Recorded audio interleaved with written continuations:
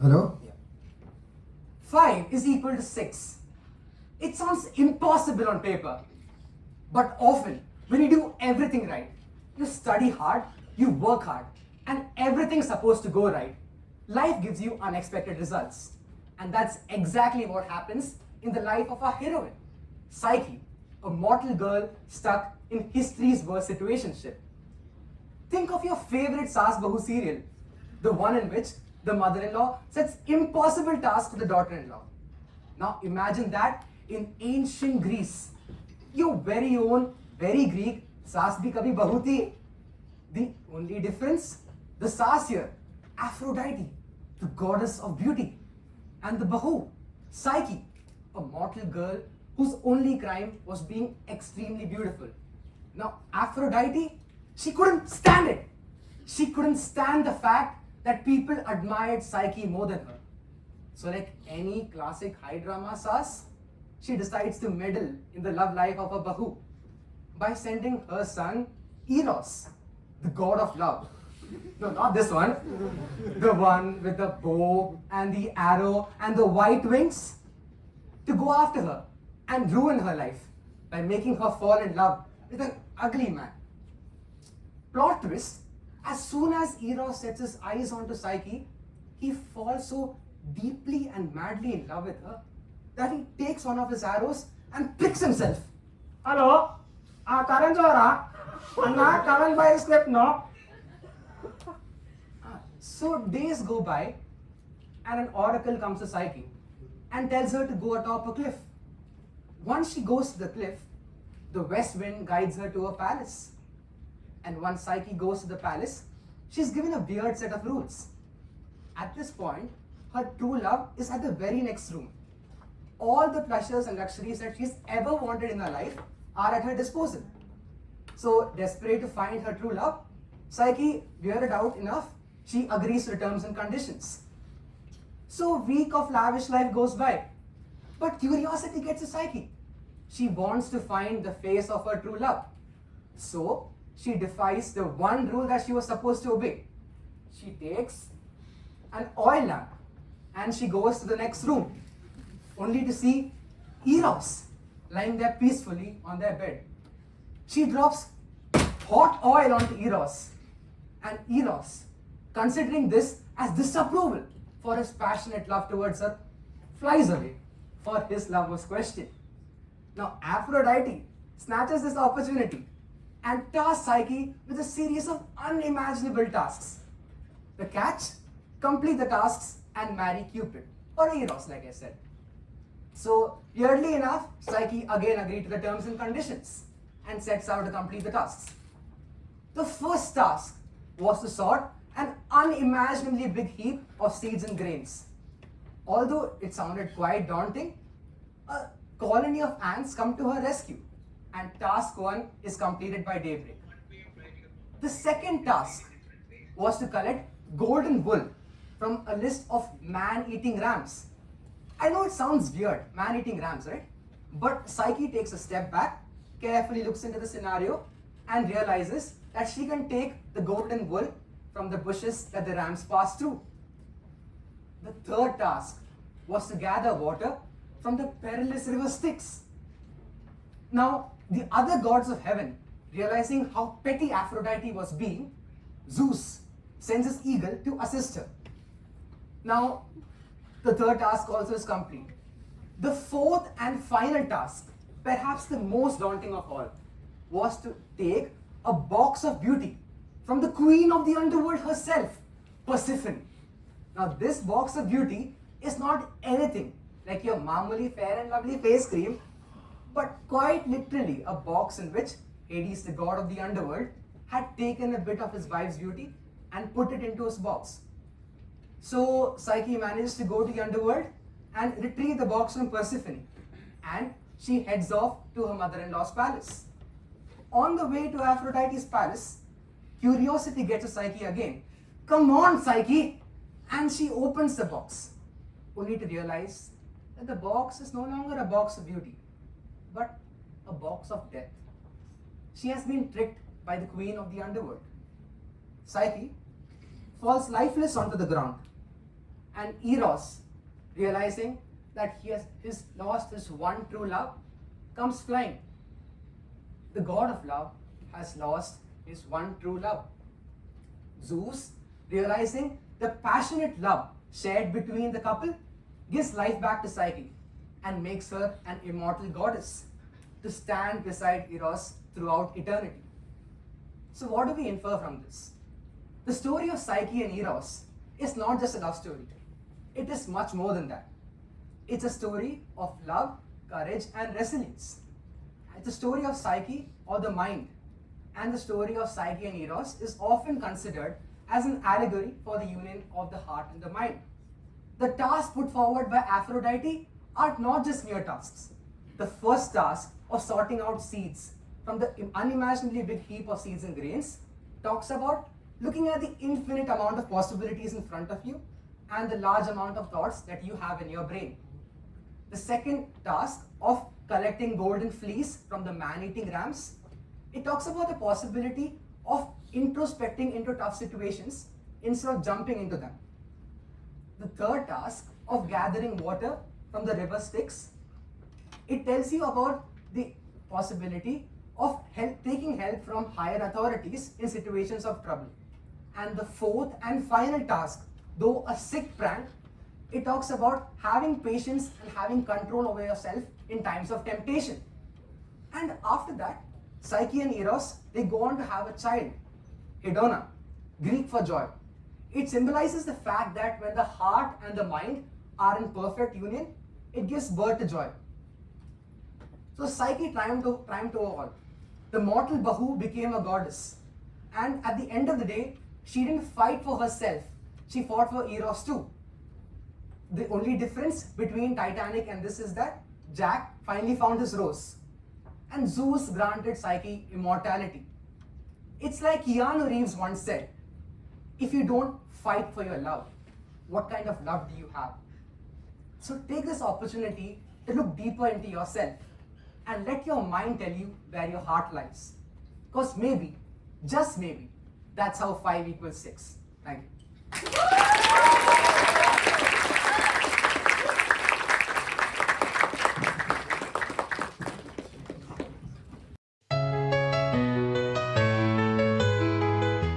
I walk out of AB5 and brace myself for the 4 due assignments, mid-sem results, student projects. Oof. I sense someone walk towards me. Shh, it's my crush. The person whose one glance I've been dying for this entire semester. At least his face lights up my mood. I smile and he says, "Hey." My heart's beating faster, might just even jump off. Next day in class. Wait, is it just me or did we just make eye contact? He comes and he holds my hand. I internally run, jump, scream, yell, and then I go, "Shreya, act nonchalant. Act nonchalant." One day he comes to me and he says, "I really like you. I think we should date." Go. He's almost like home now. Of course, we argue sometimes, but isn't that every couple? I feel so myself with him that I don't think I'd ever have to ask a no questions asked favor from him. You've let your guard down. Although you trust this man, one day he'll reignite your abandonment issues. He's not like other men. Don't believe my brain. It's just a weakly being trying to make science out of my life. Although it might not admit, it's also humming to love songs from our playlist. After all, I'm a hopeless romantic. And shiddat wala pyar ho gaya yaar. Life is good. A little too good. Meet me at our spot. We need to talk. No. All the you could never hurt me turned into I feel disconnected towards you. The I would never get tired of you turned into I don't see things working out between us. You feel shattered. Everything that went wrong in that relationship comes flooding back into your brain. The man that once told you that he'd fight the world for you could not even fight his own fears. I think my brain hates him, or so it pretends to. I can hear it scream at the back of my head, I told you so, and that I deserved better. Whoever told that the 5 stages of breakup happen one after the other was so utterly wrong. He didn't do this to me. He'll come back to me. Right? Will he? How could he do this to me? I was always good to him. He was my everything. No, this is not my fault. It's his. My brain is right. I don't deserve this suffering. I'll go all dressed to class and he'll know what he lost. I hope he never finds true love. No, even better, I hope he does and she leaves him the same exact way. But how could I ever wish that he felt her? I sank into the world of I wishes and what ifs. I wish that I were hit by a bus. Maybe, what if that is when he realizes that he can't live without me? That is when he comes back to me. Studying about the brain does not mean ignoring your heart. After all, what does it know about feelings? What? It is good for nothing. It could not even protect me. The release of hormones sound all controlling and cold. But if this experience has taught me anything, it is that your emotions can overrule any chemical your body can produce. So really, is the brain the master? Thank you.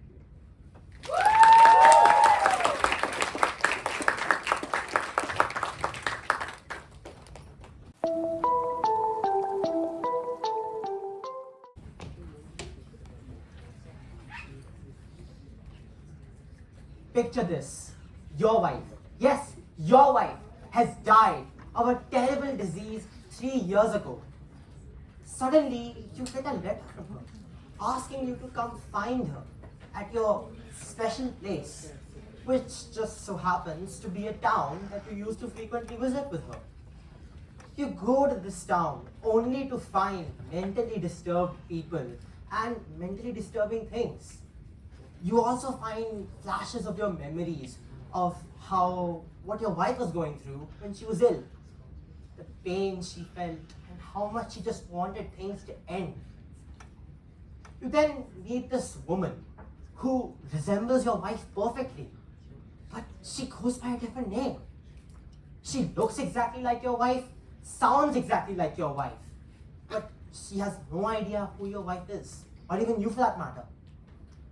You develop a special sort of bond with this woman. You know, she seems almost too perfect.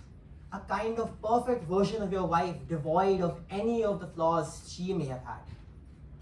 You then watch this woman die in various different ways, with each of her deaths reminding you of your own wife's death more and more. Flashes of your memories start to come back. Your brain starts to remind you before you finally understand. Your wife never died 3 years ago.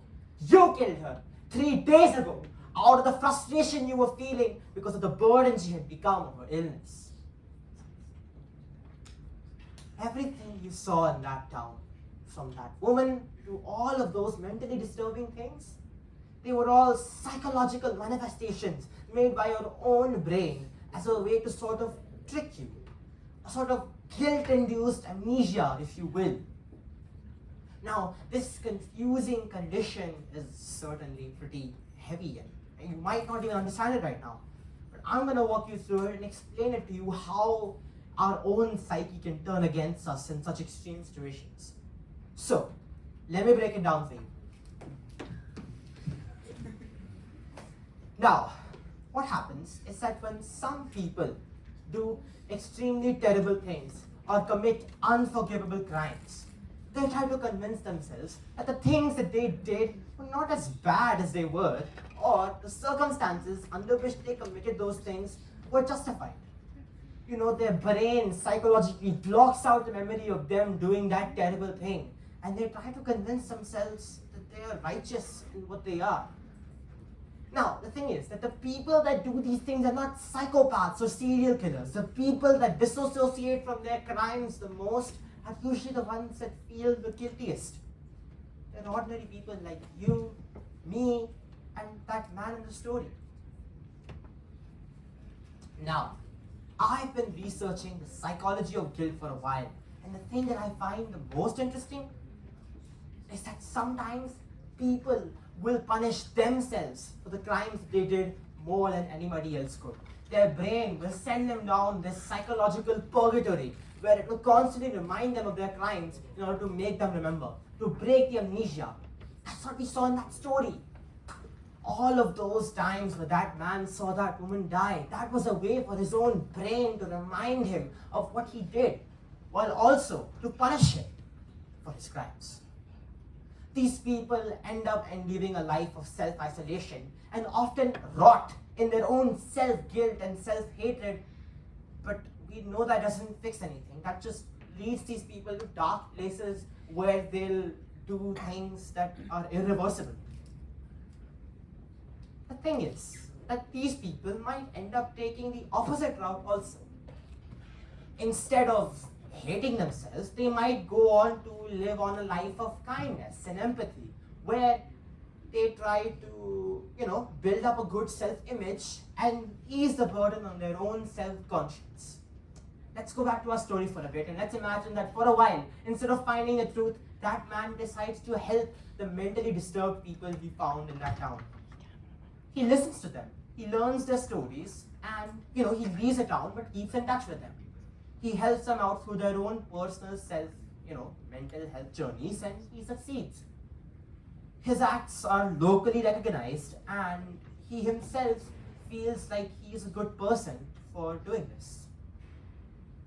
But he's still in the wrong direction, because even though it might seem like he's helping people, he's still blocking out the memories of the crimes that he committed. That man is now set to receive an award by the local county sheriff for his selflessness. But as soon as he goes to that spot to receive the award, he sees those police sirens and those cars, and it's just a general sight and sound of those sirens sends him back. Suddenly he gets all those flashes and drama of that crime that he can't remember. The flashes of it return to him. He is drawn to that town once again to resume that doomed quest to find his wife. The thing is that this unforgivable crime doesn't have to be something like murdering a loved one. Maybe we hurt somebody we loved. Maybe we failed to live up to expectations. Or maybe we blamed ourselves for a terrible thing somebody else did to us. Victims of sexual abuse often tend to do that as well. But the result is all the same. A journey of self-hatred or self-love, which then eventually leads to them going to dark places. That was not intentional, but you get the point. So what is the solution then? The solution isn't any of this. It's self-forgiveness. Now, that doesn't mean you can just get away with murdering a family of 4. I mean, your wife was still fine, but actually, you know what, Scratch, your wife is not fine. You shouldn't murder your wife. I shouldn't be saying this. But what I'm trying to say is that before the world can forgive you, you must learn to forgive yourself. For only then you can change. And change for the better and move forward.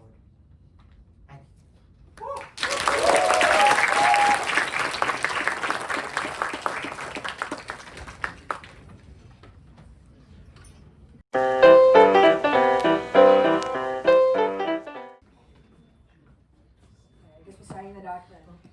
Perfect. As much as we wax poetry on the virtues of being a material girl a la Madonna, what we see in the world isn't just the physical matter that surrounds us, whether that podium or this room. We live in a world constructed from our minds as well.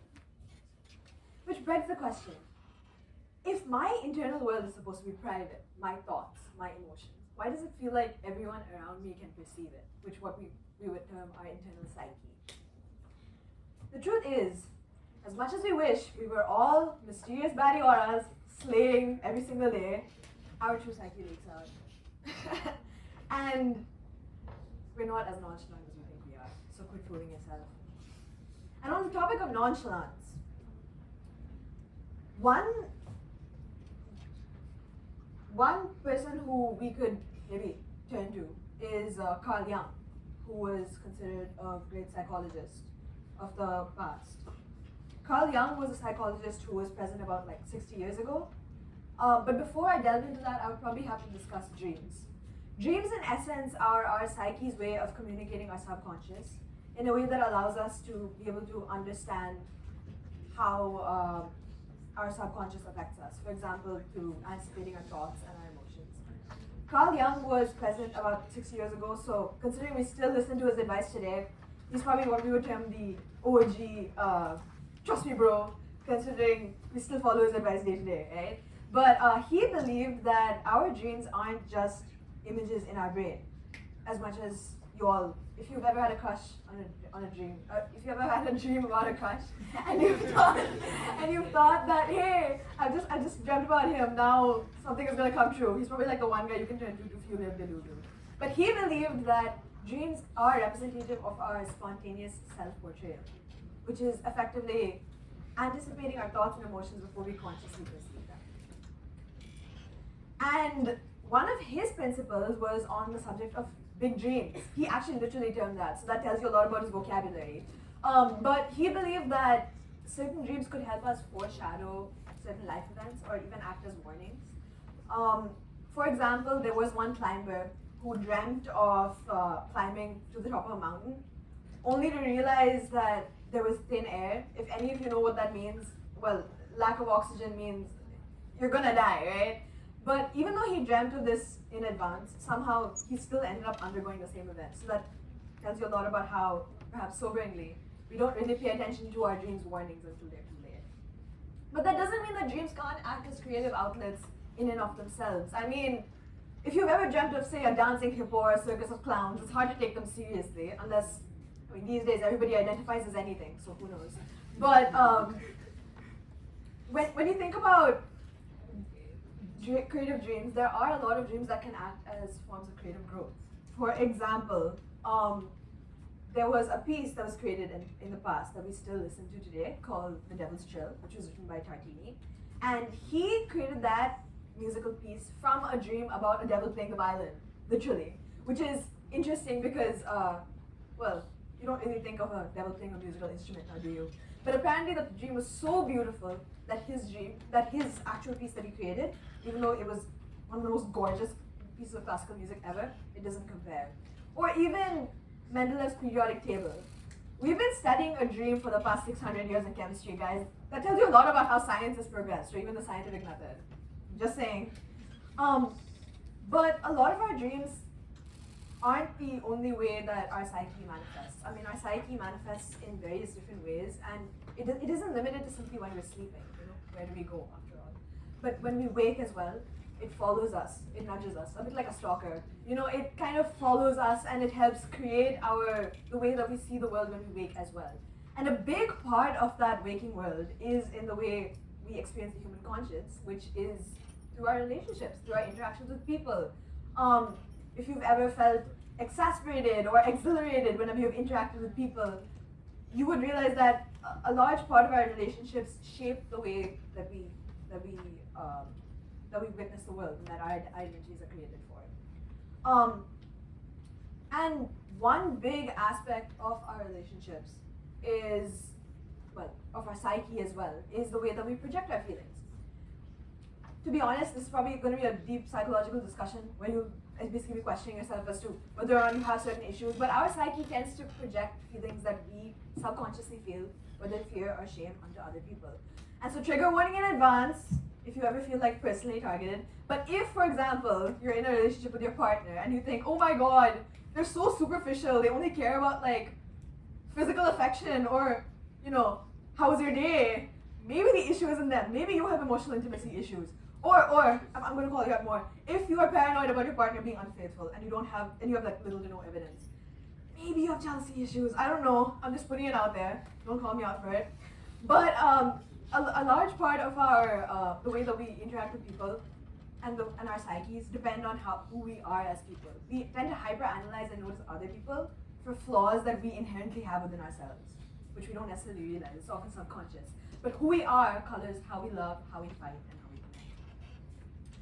Likewise, there's another trait of our psyche as well, and it's called transference. It's basically where you have ghosts in your past, let's say, that dissatisfied parent, maybe that toxic ex, and somehow all of them are kind of repeated in your life. So instead of a new person entirely, your psyche effectively photoshops that old person's face onto your new partner, and all of a sudden the issues that you were anticipating with one person, you're re-anticipating with the other, which can lead to a lot of issues because you end up predicting the exact same outcomes and you end up destroying your relationship before it even starts. Our relationships are our mirrors, our very own Phantom of the Opera moment, if you will. They effectively help us understand if we choose to see them. Often we don't. Unexamined projections can lead to missed opportunities and strained communication, which effectively destroys your relationship before it even began. So the next time you look at like your long list of exes or your short list of exes, I mean Navya had 14, but when you look at your long or short list of exes, and then you figure out that, hey, each of them have kind of behaved the exact same way, maybe, just maybe, the issue might not be with them, it might be with you. I mean, your relationships have all ended the same way, haven't they? But long story short, in every conscious and subconscious decision we choose to make, in every gesture, outfit, appearance, behavior, dream, our psyche is constantly asserting itself on our stage. In every footprint we take, whether creative or destructive or like a mix of both, usually every decision we take is, we're kind of understanding more about ourselves as well as the way in which our psyche manifests in the world. And to be honest, that is probably one of the most important things to understand, because when we look at our psyche, our world is our psyche writ large, in our eternal sunshine of the spotless mind. And our psyche always will perpetually manifest itself outward. So when you look at why you think in a certain way or why suddenly people are responding to you in a certain way, it's typically internal, which is why probably the most important thing to think about is when you need to perform an action, you need to understand how your dreams, how your relationships, everything matters, because those are subconscious decisions that you're choosing to make. So maybe the biggest responsibility at the end of the day that we have is this: internal. We need to accept that our internal psyche can influence our external world, right? So we have a responsibility to cultivate our inner world, because if we don't, then how else will we influence our outer one? Just an example, guys. Beards also grow from inwards to outwards. All right, thank you.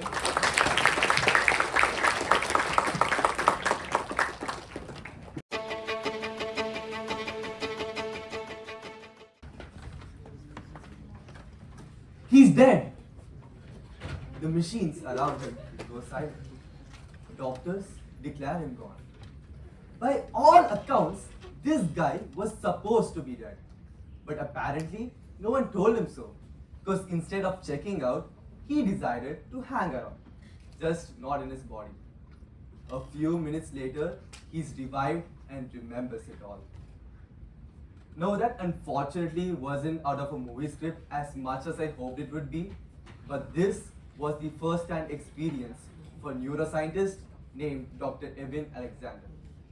Yeah, dude had a near-death or a cheat-death experience or something. Well, whatever it was, this weird experience brought him out of a life-threatening coma in 2008. Stories like these of people drifting off to another reality and coming back have been recorded throughout history. Some claim to have seen bright, blinding lights, while others say they've heard voices or even felt a surreal sense of peace.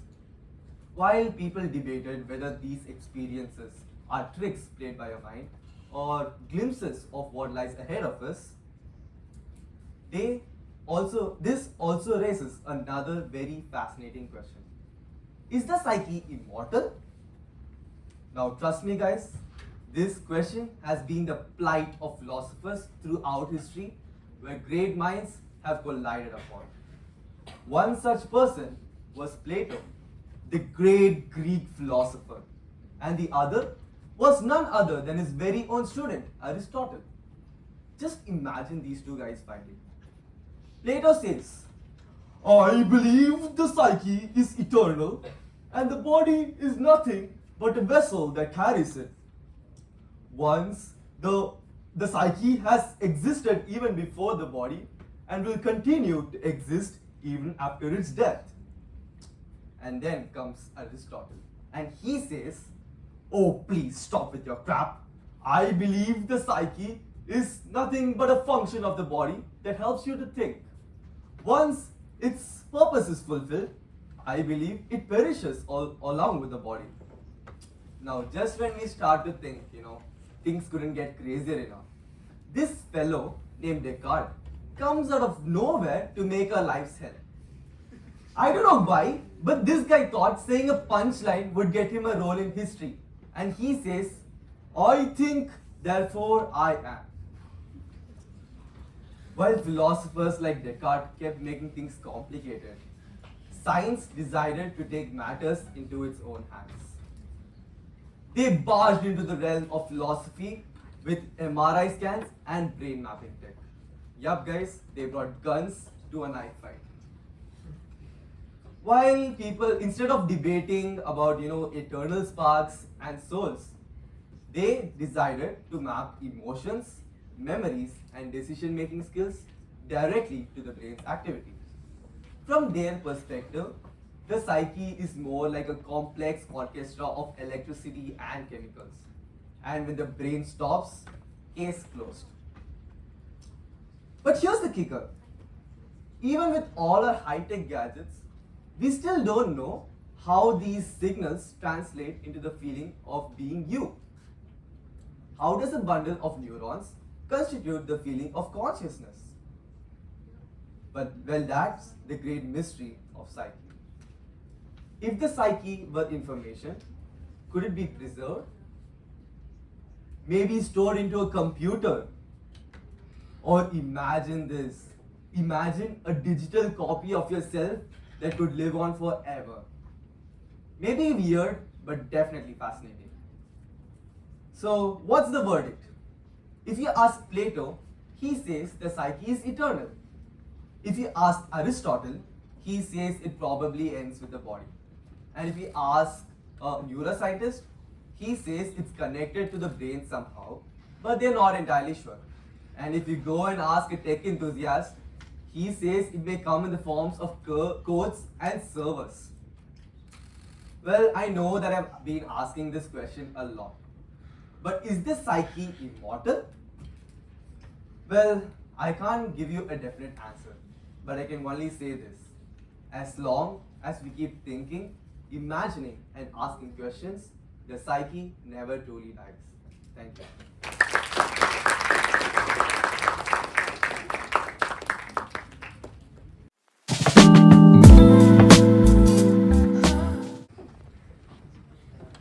You think you've had daddy issues? His dad locked him up in a room for the first 13 years of his life, just out of sheer hatred. Imagine, he had no social contact and no concept of language. Now, not everyone can have a skilled Bajrangi Bhaijan, but this guy had a big team of psychologists and linguists after his life trying to get him to speak. Within the first few months, he did really well though. He learned a good amount of non-verbal communication skills and basic social skills, which would still probably be better than all. Wait, Ira, you said 14, right? It's 16. What the hell, dude? Anyway, all 16 of my exes. But even after years of rehabilitation and training, his grammar was still probably at par with that of a 2-year-old. Imagine, the media's after you. You're an international sensation. And all you can say is Goo goo gaga. and who does the poor guy even blame it on? His dad, for isolating him during this critical learning period, where he would absorb language like a sponge? Or, wait actually, it is your dad. Forget him. You even absorb emotional regulation and social bonding the same way as a child. Now, children raised in Romanian orphanages in the 1990s. Oh wait, yeah, the same Romania that gave us the great Andrew Tate. They spent their early years in near isolation, which means a lot of them developed stunted mental growth. But when they were adopted into loving families by generous households, their brains literally rewired to an unrecognizable extent. So now, they had EQ that they were never even exposed to as a child. Yeah, that's where the similarity is, by the way. Please leave. Get a life. Anyway, environment shapes everything, especially the way that you think and function. Children raised in propaganda-heavy environments like North Korea internalize repeated messages of ideology, fear, and loyalty. Imagine worshipping Kim Jong-un 5 times a day because that's what you were taught as a child. See, if everyone around you constantly keeps going, समधी जी दहेज के बिना शादी तो नहीं हो पाएगा and औरत किचन में क्या कर रही है? You end up internalizing this to the point that all the woke feminism from the entirety of the internet will probably take a very long time to rewire your mental circuits. Even cults work the same way for that matter. Welcome to Cult 101. Step 1. Isolate your subject far away from the sane world. Step 2. Periodic, repetitive, bloody sacrifices. And step 3. Internalize obedience into the developing brain using repetition. Congratulations! You got... 1 second. Kind of sounds like Black. No, guys, Black would never do something like this. It's my favorite club. They've paid me to do this. So, the brain as a child is very moldable. It's almost like Play-Doh. But what about as an adult? It's very common knowledge that the brain stops all major development by the age of 25. Well, actually, that's not how this works. Every day, every action, every experience changes something in you, even as an adult. So, you can learn new language, pick up musical instruments, or even learn complex skills like how to draw a perfect circle, even as an adult. There's never really a too late. Okay, the brain's perfect, right? It's doing everything right. It's learning, it's cooperating, it's doing so well. Well, not today, girly pop. Suddenly, it's mad. It cuts blood flow off to some section, and now all the neurons there are either damaged or dead. Depending on where it strikes, you can lose the ability to recognize your loved one's face, or speak, or move an arm.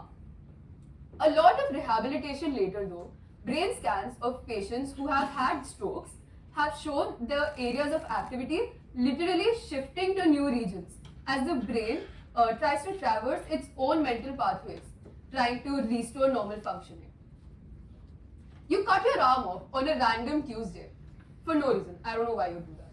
But you cut your arm off on a random Tuesday and suddenly your brain just goes, don't worry machaaa, we'll just shift all of these neurons and map them to your face. So now, every time you scratch your head, you wonder why all the ghosts in your room have this weird obsession with high-fiving your missing arm. I mean, you can't be that delulu though, right? Because it's called phantom limb syndrome for a reason. Okay, the brain learns, grows, adapts, and it does so well, right? Repetition causes your brain's neurons and mental pathways to actually deepen, which I can actually prove. Everyone knows the lyrics to Cheap Thrills, right? Or even better, let's do a little experiment. I want all of you to sing with me. Pe pe pe pe, pe pe pe pe, pe pe pe pe, pe pe pe. See? I told you guys. Forget that. Rayanch College of Hotel Management is so deeply ingrained in all of our brains that it's not going anywhere forever. Let's get a moment of silence for this. This is our generation. our generation has no hope whatsoever, guys. Do you understand this? Okay, but I can't leave you guys as the final takeaway of my talk just being a deep distaste for our generation. So let's end with this. The brain is constantly changing. Even trauma, it learns from trauma. It can bounce back from the worst of it and still come back stronger, just like Batman. So, surely, the midsem marks for this semester are not the end of the world. Please stop crying about it. It's been a week. Guys, I'm watching you. If I see another one of you cry, I'm gonna beat you right here. But anyway,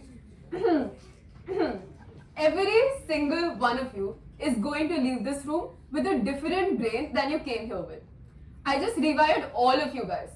You're so welcome. But just to be double sure, Neuroplasticus, Revirus, Maximus.